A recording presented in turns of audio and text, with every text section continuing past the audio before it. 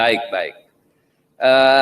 Benarkah pencarian dan panggilan Anda dimulai pada saat Anda menjadi ketua lembaga dakwah kampus di UMJ, sedang melakukan ceramah keagamaan kepada mahasiswa, lalu tiba-tiba Anda mendengar suara, lalu Isa Al-Masih itu siapa? Suara yang muncul. Ya. Kemudian pertanyaan itu terus mengejar Anda. Dan bisa nggak Anda ceritakan mengenai kejadian ini? Sebelumnya ini adalah kesaksian saya pribadi, tidak ada sangkut paut dengan orang lain. Ya, jadi ini sah-sah saja untuk saya ceritakan. Tapi yang jelas, ketika saya waktu itu, lebih tepatnya ketika ospek, ya, ketika ospek atau penerimaan mahasiswa baru, yang dimana saya harus mengenalkan kelembagaan saya ke semua mahasiswa baru sebagai ketua lembaga dakwah ya, di dan kampus. Juga aktivitasnya ngapain aja di kampus. Ya. Jangan seperti ya kupu-kupu kuliah pulang ternasibnya nasib satu koma kan. Ya, nah akhirnya ya saya katakan begini, semuanya harus fokus kepada kegiatan dakwah. Mau apapun ada di lembaga saya, baik Riyadho, ya, baik Ma'rifatul Medan, Ma'rifatul yang lain lah, semuanya kita mengenal semuanya. Dan yang terpenting jangan pernah meninggalkan yang namanya keislaman. Jangan pernah meninggalkan, saya katakan langsung vulgar ya, jangan pernah meninggalkan Allah Subhanahu wa taala. Ya, saya langsung bersyahadat di situ untuk menegaskan bahwasannya saya benar-benar tegas bahwasanya asyhadu alla ilaha illallah wa asyhadu anna Muhammadar Rasulullah. Tiada Tuhan selain Allah dan Muhammad adalah utusan Allah. Jadi tidak benar apa yang dikatakan saudara-saudara kita para orang-orang Kristen yang mengatakan bahwasannya Tuhan punya anak. Ya, tidak benar Tuhan itu punya anak. Jadi tidak mungkin ya ada Tuhan di dalam dunia ini. Jadi kita harus fokus kepada iman kita. Ya, jangan pernah menjadi seorang murtadin. Ya. Nah, di situ saya lagi bahas Isa. Ya Pak Martin ya, saya lagi bahas Isa. Tapi setelah itu saya kembalikan mic itu pas penutupan terakhir ya. Penutupan terakhir ketika saya berbicara, saya kembalikan mic itu ke MC. Ya. Karena ini kan acara kampus, ya acara universitas ya. Saya kembalikan ke MC. Lalu ada yang teriak, lalu Isa siapa? Lalu Isa siapa gitu. Saya kembali gitu kan. Siapa yang ngomong tuh gitu kan. Adik kelas kan, maksud saya Mas mau ngelawan senior nih ya kan. Enggak taunya enggak ada yang ngomong. Ternyata memang suara saya aja yang dengar, yang lain enggak dengar.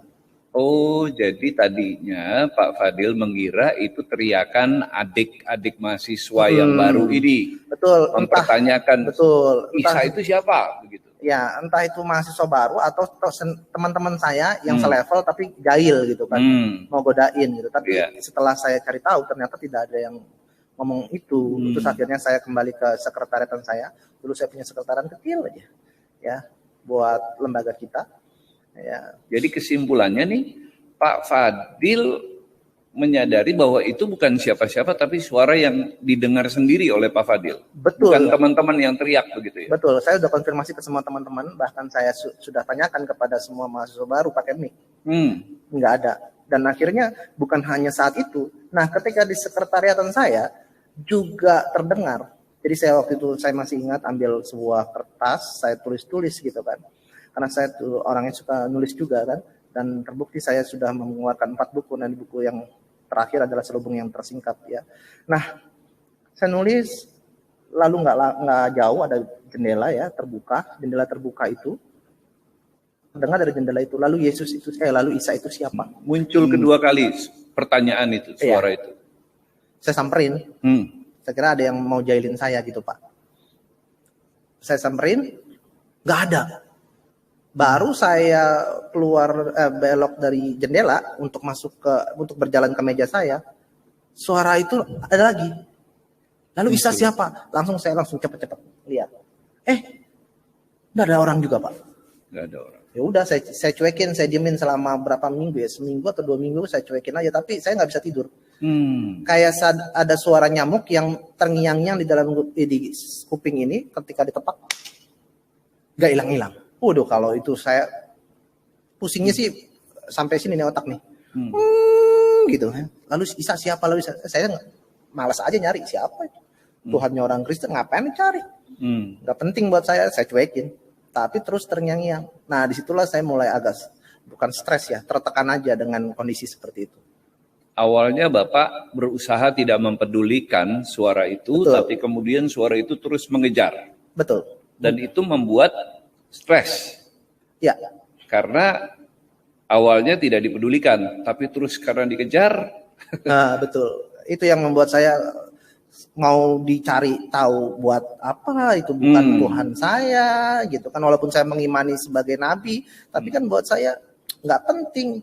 Saya hanya mengimani nabi yang begitu mulia, yaitu Muhammad Shallallahu Alaihi Wasallam.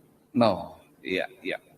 Nah, God Lovers, ada suatu kisah menarik di mana Pak Fadil pernah dimarahi salah satu ustadz beliau. Ketika itu Pak Fadil dalam masa pencariannya bertanya kepada gurunya tentang bagaimana Tuhan menciptakan langit dan bumi dan alam semesta ini. Dan kemudian dijawab ustadz beliau, ya dengan kalimatnya atau kun fayakun. Nah, Bapak bisa ceritakan mengenai kejadian ini? Ini menarik ya, sebelum sampai ke ustadz saya, ini sebenarnya sudah ada runutan. Runutannya adalah ketika suara itu sudah ditemukan, ini suara siapa, baru saya mengarah ke ustadz itu. Jadi saya bisa menemukan suara itu suara siapa ketika saya cari tahu. Ya, akhirnya saya cari tahu sendiri siapa ini Isa Al-Masih melalui Al-Quran itu. Oke. Ya. Oh, jadi mulailah menggali siapa Isa Al-Masih tapi dari Al-Quran. Betul, karena saya tidak berani memegang Alkitab waktu itu. Ya. Bagi saya ya, nggak tahu bagi yang lain ya, itu haram. Ya. Nah, menemukan jawabannya nggak di Al-Quran? Nah, ini menarik. Sesuatu yang nggak bisa terlihat selama ini ketika saya selalu membaca Al-Quran gitu kan. Saya bolak-balik menghatam Al-Quran. Tapi mungkin karena keteledoran saya juga, kesalahan saya adalah selalu baca Al-Quran dengan bahasa Arabnya saja. Tidak lantas artinya ikuti baca. Bagi saya itu bahasa surga. Jadi ya sudah, saya bablas saja, ya kan. Mau baca ya baca aja. Itu waktu baca ngerti nggak ya? Saya ada yang ngerti, ada yang enggak. Gitu. Kalau yang nggak ngerti, ya udah saya lillahi ta'ala aja udah. Yang penting Tuhan tahu niat baik saya untuk baca Quran ini. Yang penting itu bahasa aslinya yang Bapak baca. Betul, gitu ya? Karena saya yakin ketika saya mati juga akan dengan bahasa Arab, karena ada interview alam kubur di situ ya. Ya, ada marbuka, manabiuka dan sebagainya. Bahkan saya sempat cari kunci jawaban alam kubur waktu itu ya. Nah, menariknya adalah saya cari tentang Isa Al-Masih di dalam Al-Quran. Pertama kali yang saya cari itu tentang mukjizatnya. Kenapa kok sampai sefenomenal ini Isa Al-Masih ya, sampai banyak pengikutnya juga gitu kan. Padahal dia jelas-jelas nabi. Nah, ketika saya lihat mukjizatnya itu cukup banyak. Dan membuat saya heran-heran terkagum. Dia bisa berbicara pada usia balita, lalu dia bisa mencelikan mata orang yang buta, lalu dia mencembuhkan penyakit kusta, lalu dia orang lumpuh berjalan, ya, lalu dia menghidupkan orang mati, lalu dia bisa membuat makhluk hidup, ambil segumpal tanah, lalu dia tiupkan ruh dan burung itu hidup. Yang mengherankan lagi, dia itu mati, lahir dan bangkit dan akan datang untuk kedua kali. Itu ada di Al-Quran? Ada. Oh ya? Semuanya ada di buku saya tertulis. Ya. Begitu. Nah, setelah itu saya lihat, kenapa saya lihat kepada junjungan saya waktu itu, saya bandingkan. Karena saya nggak mau langsung mengimani Isa Al-Masih ini sebagai Tuhan. Dan saya nggak mau membandingkan Isa Al-Masih ini dengan Tuhan. nggak level bagi saya. Isa Al-Masih manusia. Nabi. Isa Al-Masih itu manusia, nabi. Berarti harus saya bandingkan dengan nabi juga. Tapi nabi yang saya junjungkan waktu itu adalah Muhammad. Nabi Muhammad. Akhirnya saya bandingkan dengan Muhammad. Akhirnya saya lihat mukjizatnya Muhammad juga tidak terlihat. Ya. Tidak terlihat mukjizatnya, yaitu tadi Al-Quran. Saya katakan Al-Quran tidak lantas jadi mukjizat, tapi yang jelas waktu itu saya mengimani. Sampai saya jangan berpikir Isa lebih bagus. Jadi saya tetap nggak mau mengimani Isa waktu itu. Saya tetap masih dukung Muhammad dan saya masih mengimani Muhammad sebagai nabi saya. Ya. Jadi luar biasa ya Pak. Saya jarang sekali mendengar bahwa ada orang yang mendalami Al-Quran justru menemukan Yesus atau Isa Al-Masih di dalam Al-Quran itu yang jelas-jelas melakukan banyak mujizat, lalu dialah yang akan menghakimi di akhir zaman dan akan datang untuk kedua kali. Dan akan datang untuk kedua kali setelah dia mati dan bangkit. Betul. Ini semua ada di dalam Al-Quran. Ada semua. Wow. Nah, luar biasa ya. Luar biasa. Jadi kalau mau teliti dan mau lebih seksama membaca Al-Quran, pasti semua akan mengarah kepada Isa Al-Masih. Tapi kenapa ini seolah-olah ditutup-tutupi selama ini, Pak? Saya rasa bukan ditutup-tutupi, tapi ada selubung yang menyingkap mereka semua. Makanya judul buku saya adalah... Makanya Pak Fadil nulis buku Selubung yang Tersingkap. Karena ini pengalaman pribadi ya? Betul, ini adalah sebuah perjalanan religi yang merubah paradigma berpikir saya. Dan ini saya akan bagikan ke teman-teman semua. Nah, ketika itu saya benar-benar membandingkan Isa dengan Muhammad. Dari segi mukjizat jelas Isa lebih bagus, tapi saya tetap tidak mau mengimani Isa waktu itu. Akhirnya saya lihat dari background keluarganya, dari dua orang yang sangat istimewa di dalam keislaman. Akhirnya saya lihat backgroundnya tidak ada di dalam Al-Quran untuk Muhammad, ya tidak terlalu signifikan, tapi Isa Al-Masih sangat luar biasa. Bahkan nama ibunya dijadikan nama surat, yaitu surat Maryam. Jelas sekali bagaimana dia lahir, bagaimana kehidupannya, mati dan bangkit tertulis. Gitu kan. Waduh, 2-0 nih. Saya gitu bikin skor. Kalah di Muhammad 1-0. Oh, saya nggak mau kalah, saya mau cari yang lain biar imbang. Oh, saya masih pro, ya kan. Tanpa disadari Pak Fadil melakukan perbandingan sendiri ya. Betul. Wah 2-0 nih dari segi keluarga sama mukjizat kalah. Wah nggak bisa nih. Saya terus mencari, ya kan. Nggak bisa. Dari segi gelar, Muhammad Shallallahu Alaihi Wasallam luar biasa. Isa Alaihissalam pasti bilang satu keselamatan ada padanya, yang satu semoga keselamatan ada padanya. Terus jelas-jelas gelarnya Al-Masih. Al-Masih artinya yang diurapi, yang terpilih. Waduh, saya bilang dari segi gelar jelas ini yang terpilih. Udah gitu disematkan lagi rohullah wa kalimatullah. Isa adalah roh Allah dan kalimat Allah. Wah ini udah serem Pak. Yang namanya saya dengan ucapan saya dan roh saya itu nggak mungkin pisah. Pasti nyatu. Nah kalau ini udah kalimat Allah, roh Allah, saya nyerah. 4-0 telak. Disitulah saya benar-benar mengimani Isa Al-Masih sebagai nabi yang paling istimewa, menggeser kenabian dari Muhammad Shallallahu Alaihi Wasallam. Ingat sekali lagi teman-teman, ini adalah kesaksian saya, bukan kesaksian yang lain.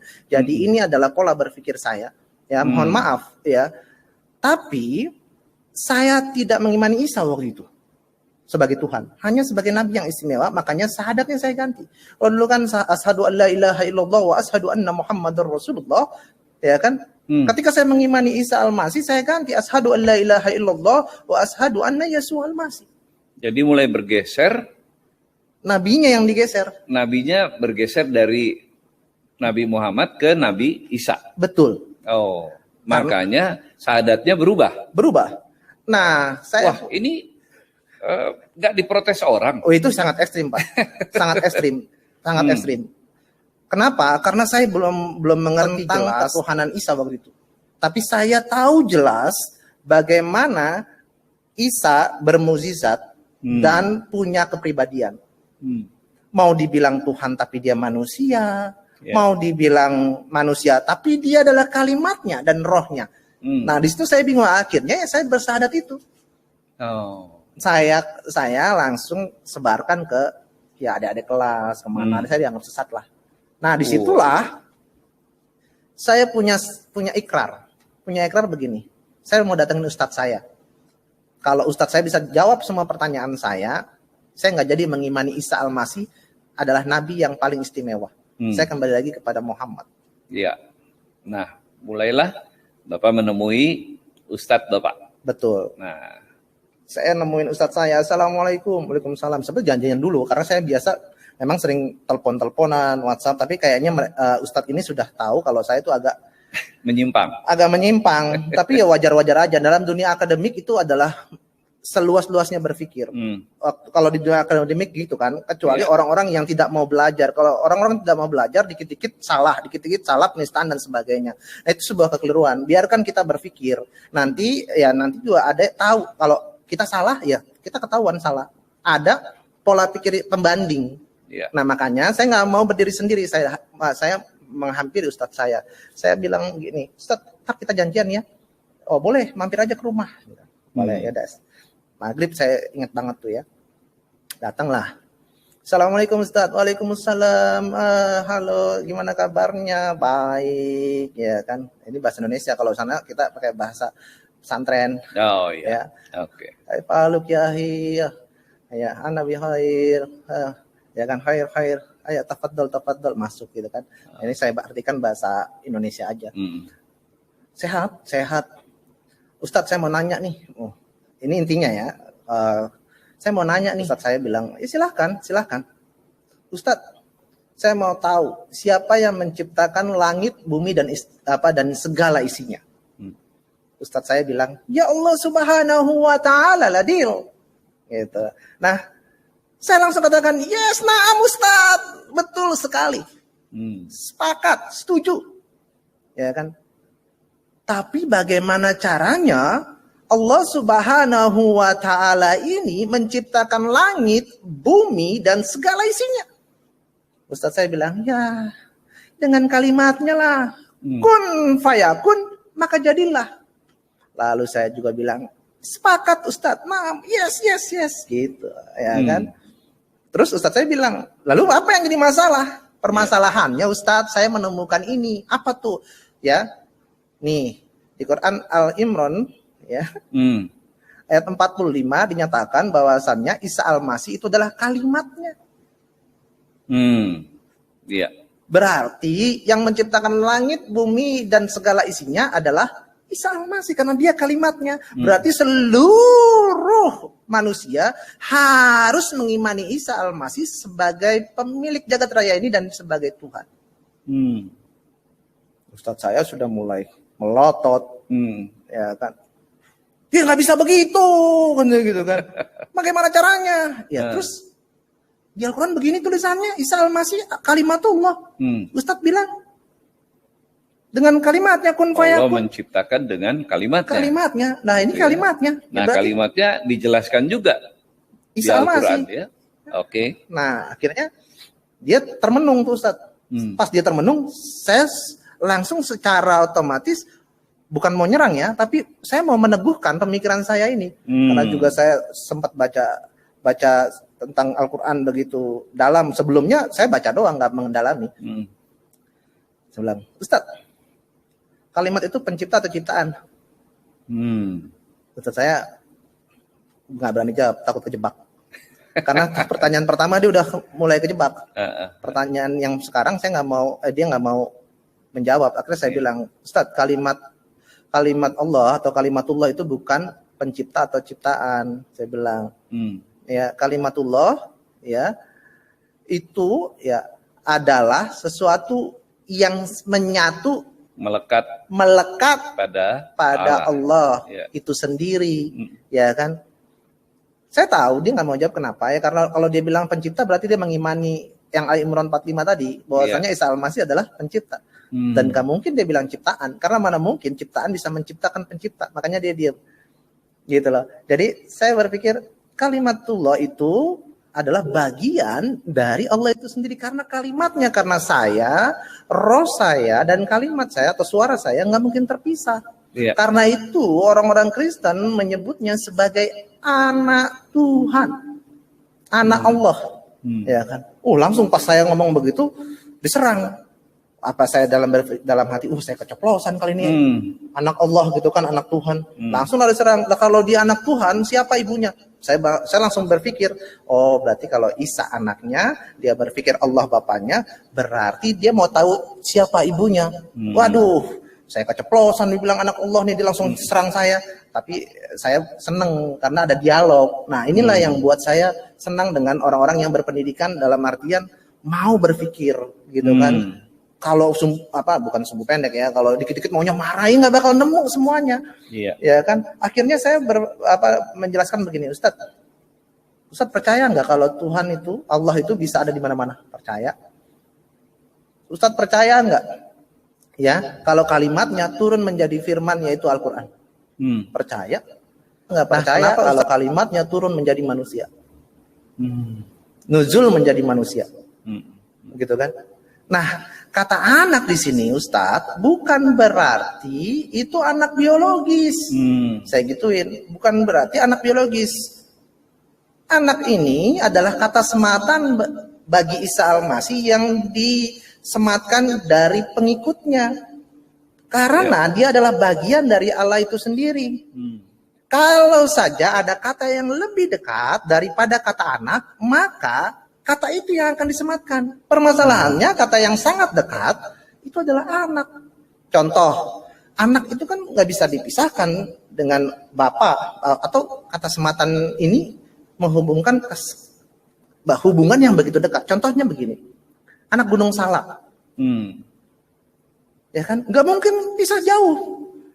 Anak tangga, nggak mungkin bisa jauh, nempel begitu kan. Dan itu hanya kata sematan aja, nggak mungkin juga kita menyebutnya dia adalah bagian dari Allah, kepanjangan. Dia adalah bagian dari Allah, kepanjangan, ya kan? Isa Al-Masih adalah bagian dari Allah, enggak kepanjangan dan kurang bagus. Tapi kalau anak sudah membuktikan dia ada begitu dekat, lahir dari Allah itu sendiri, ya kan? Nah, begitu juga anak Gunung Salak.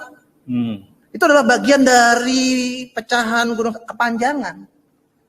Begitu anak tangga, tolong ambilin handphone saya di bagian dari di bagian dari tangga itu, tapi bagian yang ketujuh, kepanjangan juga, gitu. Nah, itu hanya kata sematan aja, bukan berarti itu adalah kata biologis yang harusnya mereka menikah dulu baru punya anak, begitu. Nah, Ustadz saya udah mulai matanya merah, ya kan? Saya udah tahu ini arahnya kemana. Akhirnya saya pamit. Yaudah Ustadz, terima kasih. Assalamualaikum. Saya pamit. Begitu singkatnya. Dan akhirnya Ustadz saya pun tidak bisa memberikan sebuah kekuatan bagi saya untuk saya. Ustadz waktu di pesantren dulu, ya, di Gresik. Oh enggak, dia atau kan dia Jakarta. Ada di Jakarta. Oh, ada di Jakarta. Ya. Dia ada di Jakarta. Ya. Sama, saya juga sering ngajar di daerah, tapi saya tinggal di Jakarta. Gitu. Ya. Nah, akhirnya ya saya pulang. Dan tidak bisa menguatkan saya untuk saya bisa bertahan mengimani dengan syahadat saya yang lama. Nah, disitulah saya berkeinginan kuat untuk selalu mengedepankan Isa Al-Masih. Sampai akhirnya saya mengimani Isa Al-Masih sebagai juru selamat saya. Jadi pembicaraan dengan Ustadz tidak tuntas sampai di situ saja. Iya, karena dari awal sudah ada semacam ini ya, pertentangan begitu ya. Betul. Dia nggak setuju dengan keyakinan Pak Fadil pada waktu itu. Iya, kalau dia nggak setuju sebenarnya nggak apa-apa sih. Tapi yang jelas dia harus berikan dalil yang pas buat saya agar saya bisa mengerti. Karena buat saya saya pikirannya terbuka. Oke. Ya, jadi kalau dia mau mengcounter harus dengan dalil dan ayat yang jelas. Jadi biar saya pun mengerti. Yeah. Bukan dengan emosi, kemarahan dan lain sebagainya. Nah, kalau itu kan membuat saya tuh jadi ternyata begini doang. Ya udah saya. Akhirnya Pak Fadil pamit. Betul. Ya. Nah, Pak Fadil berapa lama masa pencarian itu berlangsung ya hingga akhirnya mengambil keputusan untuk menerima Yesus Kristus sebagai jalan yang lurus itu yang selama ini dicari? 2 tahun. 2 tahun. Ya. Sejak ketemu Pak Ustadz sampai menerima sebagai Tuhan dan Juru Selamat 2 tahun? Hmm, Atau sejak panggilan pertama siapa lah. Isa Al-Masih itu? Oh, oke. Dari semenjak itu. Mhm. Nah, kalau ketemu Ustadz itu di tahun-tahun pertama. Hmm. Nah, itu agak ada yang lucu juga tuh. Selama mencari jejak ke keilahian Isa Al-Masih, Ya. saya Itu masih kuliah? apanya? 2 tahun itu masih masa kuliah atau? Enggak, saya nggak mengakui detail saya ke sana. Lebih detailnya setelah saya di wisuda. Oh, setelah Kalau enggak, wisuda? Bisa jadi saya nggak dapat ijazah.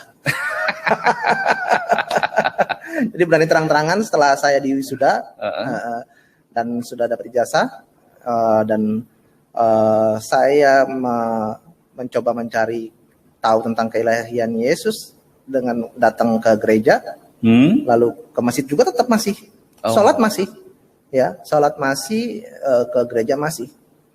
Jadi di tengah-tengah keluarga masih seperti biasa? Masih, Ya. belum terlalu frontal untuk menyatakan kekristenan atau iman saya kepada Isa Al-Masih. Dan itu cukup lucu kejadiannya ketika saya ke gereja. Kan semua gereja saya masukin tuh. Oh, pokoknya asal tahu itu gereja, Betul. masukin. Betul. Mau Katolik, mau Pentakosta, mau Protestan, HKBP mau Injili, juga. HKBP gitu ya. Saya baru Oke. tahu sekarang pas jadi hamba Tuhan aja. Oh. Pas jadi jemaat gitu udah benar ya. Wah, ternyata ada sinode-sinode yang berbeda gitu kan. Kalau dulu kan di masjid kita nggak ada, paling organisasi yang beda, Muhammadiyah sama NU. Kalau masjid mah semua orang boleh masuk ya kan. Makanya saya tahu itu gereja ya saya masuk. Tapi ternyata karena mungkin saya muka baru gitu kan, ditanya-tanya, wah saya nggak nyaman nih kayaknya. Kan saya cuma mau tahu bagaimana ibadahnya, terus Tuhannya bagaimana. Wah, Itu tanya-tanya. belum terima Yesus ya sebagai Tuhan. Secara secara baptisan Belum ya. Belum. Tapi dalam hati udah. setengah-setengah. Oh, Karena masih ke masjid karena juga. masih dalam pencarian juga. Betul, waktu karena itu ya. syahadatnya masih asyhadu alla ilaha illallah wa asyhadu anna Yesus al-Masih itu tadi, Pak. ya, setengah-setengah. Jadi buat teman-teman pokoknya baca buku ini luar biasa deh, nggak perlu lagi cari-cari tahu gitu kan. Ini pengalaman saya cukup berbagi untuk saudara semua. Ya udah, ambil aja ada intisarinya. Nah, ketika saya masuk lagi ke gereja lain, itu kan saya nggak tahu ya kalau biasanya ada yang putih-putih itu pakai celana putih hitam di depan gereja. Kalau saya tahu sekarang aser kan. Kalau dulu kan saya nggak tahu. Menerima tamu kan. Ya. Aduh, di gereja sana nggak ada ini kayak begini. Kenapa di sini ada? Saya tahunya putih hitam tuh Intel kan. Dijaga polisi lagi ya kan. Periksa KTP lagi nih kan, KTP aneh Islam lagi kan. Aduh, gimana nih? Gagal lagi dong untuk cari tahu gitu kan. Minggu pertama saya nggak berani masuk, tapi minggu kedua kok tetap ada nih Intel, saya bilang. Wah, tetap ada nih. Ternyata memang setiap ibadah pasti ada. Saya masuk aja deh. Ya kan? Ternyata nggak ditanya juga tuh. Nggak ditanya juga KTP-nya. Cuman salam aja. Salam kan? Ya. Salam. Wah, salam. Nggak jauh beda sama bahasa assalamualaikum kan. Ya kan saya bilang, pas dia bilang salam, waalaikumsalam. Kenapa saya masuk pas perjamuan kudus saya nggak tahu. Pas masuk pas perjamuan kudus ya kan. Pas khotbahnya sih biasa-biasa aja, saya dengerin, saya lihat ya kan, saya teliti gitu kan. Karena saya orang suka belajar kan. Terus saya teliti terus, pas perjamuan suruh angkat anggur. Memang tadinya dibagiin sih, cuman saya ngambil aja karena semua ngambil, saya ikut ambil kan. Ternyata itu perjamuan. Ya sudah. Ya, saya perjamuan tapi saya nggak minum. Rotinya saya pecah-pecahin, masukin kantong. Oh iya. Begitu, udah keluar, besoknya begitu lagi. Sampai akhirnya saya benar-benar menerima Tuhan Yesus atau Isa Al-Masih sebagai juru selamat saya. Begitu, Pak. Nah, Pak Fadil, pada masa pencarian itu, apakah ada orang yang membimbing? Itu adalah pencarian pribadi. Ini pure pencarian pribadi sih. Pribadi ya. Pribadi. Jadi tidak ada pembimbing yang membawa untuk memperkenalkan Kristus secara pribadi kepada Pak Fadil, lalu memberikan pengajaran-pengajaran sebagai dasar-dasar iman Kristiani gitu ya? Nggak ada ya? Nggak ada, karena saya juga nggak berani untuk terbuka. Ya, Ini saya benar-benar memendam sendiri, cari tahu sendiri, karena ya kalau teman-teman kampus saya tahu juga kurang etis. Kenapa? Karena saya benar-benar sangat aktif dalam dunia dakwah. Apalagi kalau di Partai Islam itu, saya juga sangat aktif di dalam pengkaderannya, ya kan, baik tingkat DPRA, ya, DPC, DPD, bahkan sampai DPW, ya kan. Tapi secara kelembagaan saya sekretaris DPRA waktu itu, Dewan Pimpinan Ranting, salah satu partai Islam di situ. Nah, kalau saya benar-benar frontal untuk ngasih tahu kalau saya sedang mencari ketuhanan Yesus, kurang etis bagi saya. Jadi saya cari sendiri. Nah, teman-teman saya juga tahu betapa saya sangat kuat imannya. Makanya kalau ada orang yang bilang, wah kalau ngomong sama Fadil sih percuma, yang ngomong sama tembok. Karena setiap orang ngomong saya balikin. Tapi balikinnya saya pakai dalil dan pakai ayat yang jelas, ada referensinya. Dan teman-teman saya juga tahu saya punya kegiatan mengkoordinir pesantren-pesantren kilat di beberapa sekolah, baik SD, SMP, SMA. Oh. Ini kegiatan-kegiatan. Bayangin, dan itu masih dilakukan pada saat pencarian ini. Masih ya? Masih. Jadi bayangin pesantren kilat di sekolah-sekolah saya masih pegang.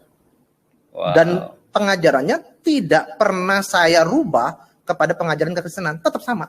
Karena saya mau menjalani dua itu. Yang kekristenan saya jalanin, yang keislaman saya jalanin. Iya. Begitu. Iya. Nah, 2 tahun itu lalu kemudian Pak Fadil dibaptis. Yes. Ini ada gambar waktu Pak Fadil dibaptis ya. Mana? Sebuah, bisa ditampilkan fotonya.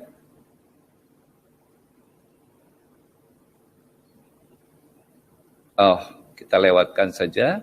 Oh, ini bukan. Oke, ini bukan? Iya, ini saya. Oh, ini waktu dibaptis ya. Nah, siapa yang membaptis Pak Fadil? Pendeta.